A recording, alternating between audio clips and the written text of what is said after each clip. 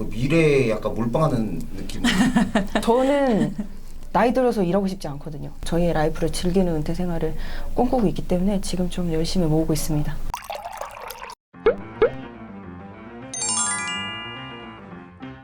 이 용돈을 한번 조금 더 민감하게 제가 생각을 좀 하면서 질문을 드리고 싶은데 네. 이 용돈이라는 걸 일방적으로 누가 누구한테 주는 개념이 맞냐라는 거예요. 그러니까 여기에 대해서 한번 말씀해 주시면 좋을 것 같습니다.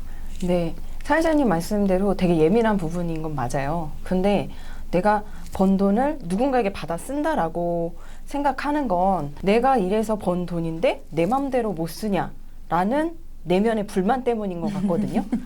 맞는 것 같아요. 불만이 많으신 건가요? 불만이 많으시고. 아니, 아직 나는 결혼 안 했으니까 불만 많은데 네. 상상했을 때 미래의 불만이 지금 떠올랐어요. 네네. 근데 문제는 뭐냐면 이제 우리 미래를 위해서 지금의 소비를 절제하지 않으면 미래도 없어질 수 있거든요. 그래서 현재 소비에 좀 집중하기보다는 긍정적인 우리 미래의 가정의 모습을 생각하면서 부부가 서로 함께 노력하고 양보해야 될 부분이라고 생각합니다. 모든 용돈 생활을 하시는 많은 분들이 이 영상을 보시면서 미래를 설계하고 현재 어떻게 수입을 배분해서 미래로 보낼 것인가에 좀 집중하신다고 생각하시면 조금 더 좋은 방향으로 가정의 현재와 미래를 꾸려 나가실 수 있을 것 같습니다. 그렇다면 생활비와 용돈은 이 수입 대비해서 어떻게 결정을 하는 게 좋을지 한번 여쭤보고 싶어요. 네, 먼저 자녀의 유무에 따라서 생활비 비율이 좀 달라지고요. 자녀가 없는 경우, 특히 이제 신혼부부 때는 생각보다 돈이 안 드네라고 생각을 할 수 있는데 신혼부부가 되어보시면 생각보다 많이 들어요.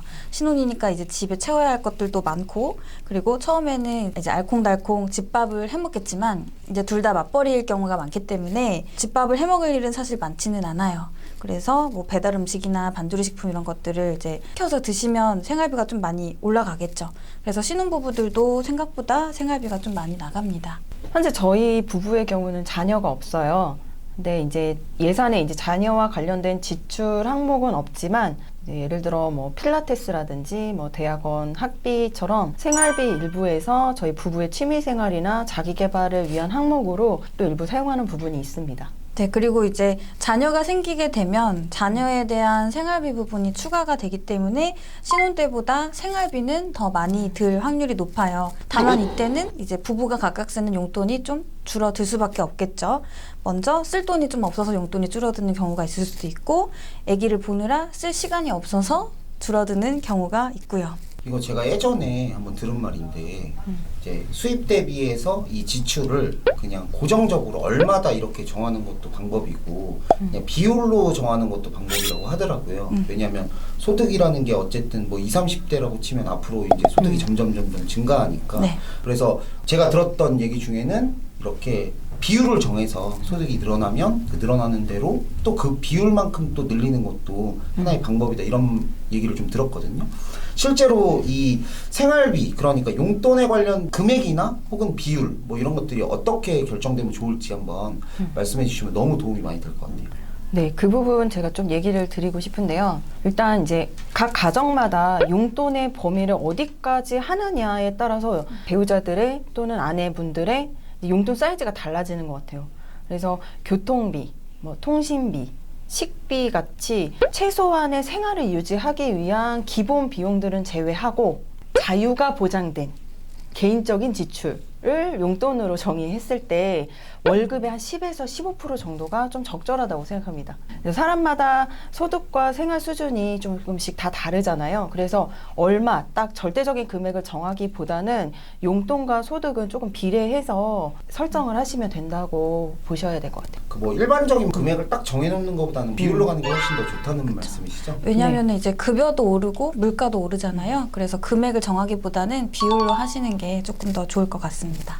실제로 그 두 분은 어떻게 용돈이나 생활비를 책정하고 또 사용하시는지 좀 궁금한데 말씀 한번 부탁드려도 될까요? 그런 용돈은 저희 집의 경우는 실제로도 10에서 15% 수준에서 쓰고 있고요. 월급에서. 그리고 생활비는 저희가 정해진 예산 내에서 쓰려고 노력을 하고 있는데 저희 집은 한 100에서 120 정도?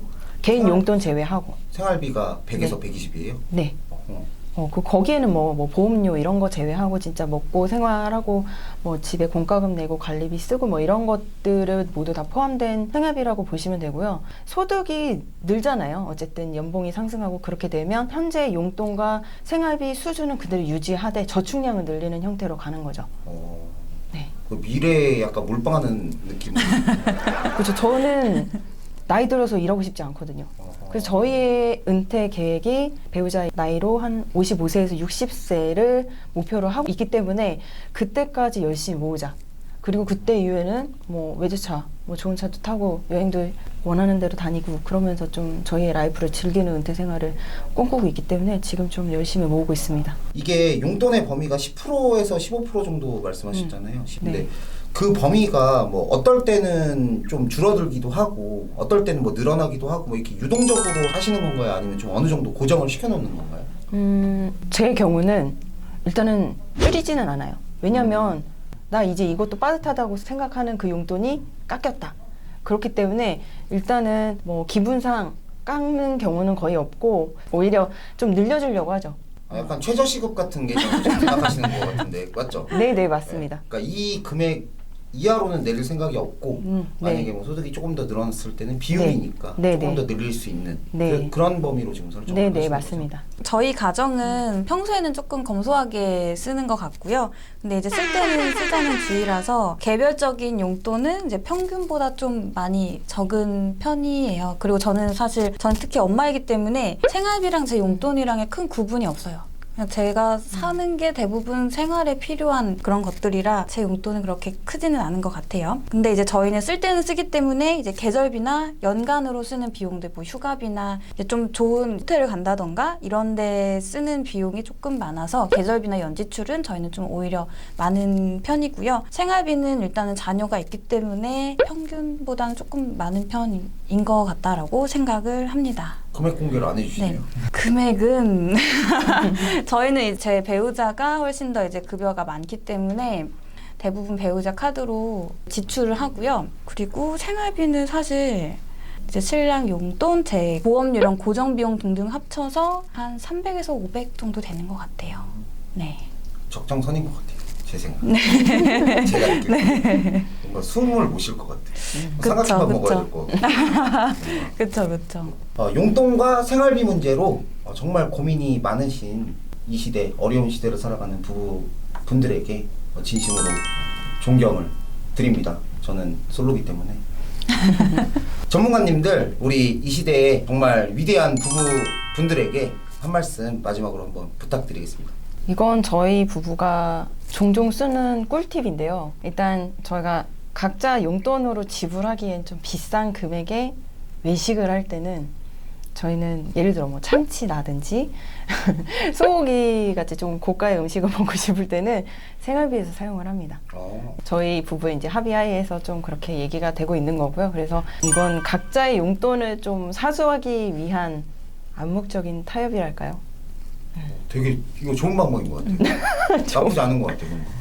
네. 비싼 거는 다 생활비로. 네, 저희 가정의 꿀팁이라고 말하기 좀 애매하지만 일단 용돈은 자유가 보장되어 있는 개인적인 지출이니까 거기 안에서 이제 나만의 비자금을 만드는 거는 사실 서로 터치를 하지는 않고 있어요. 물론 이제 서로가 몰래 뭐 상여금이나 이런 거를 또 이렇게 몰래 이렇게 하는 경우가 있겠죠. 그런 거를 알더라도 약간 묵인해주는 경우도 있고요. 그래야지 숨통이 좀 트일 거 아니에요, 서로. 그래서 이제 각자의 비상금을 이제 건들지 않는 에티켓으로 하는 게 저희 가정의 꿀팁입니다. 나름 이제 빡빡하게 미래를 준비하는 가운데서도 숨 쉴 구멍을 만들어주는 네. 뭐 알면서 뭐 이렇게 그쵸. 넘어가는 네. 이거 너무 괜찮은 또 방법인 네. 것 같아요.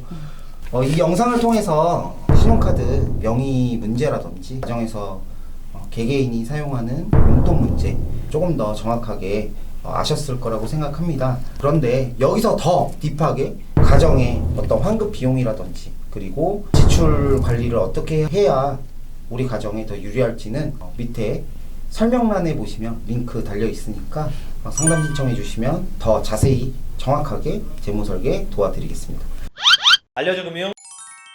오늘 또 너무 좋은 말씀 해주셔서 실생활에서 저는 결혼은 안 했지만 앞으로 미래에 결혼을 하면 이렇게 해야겠다. 그리고 지금 혼자 살지만 또 혼자 살 때도 내가 세금 환급 관련해서 그리고 내가 내 소득 대비해서 자유가 보장돼 있는 용돈을 얼마나 사용할지에 대해서 한번 좀 생각을 다시 정리할 수 있게 돼서 너무 좋았던 것 같아요. 오늘 또 좋은 말씀 너무 감사드리고 다음 시간에 또 좋은 말씀 부탁드리겠습니다. 너무 고생 많으셨습니다. 감사합니다. 감사합니다.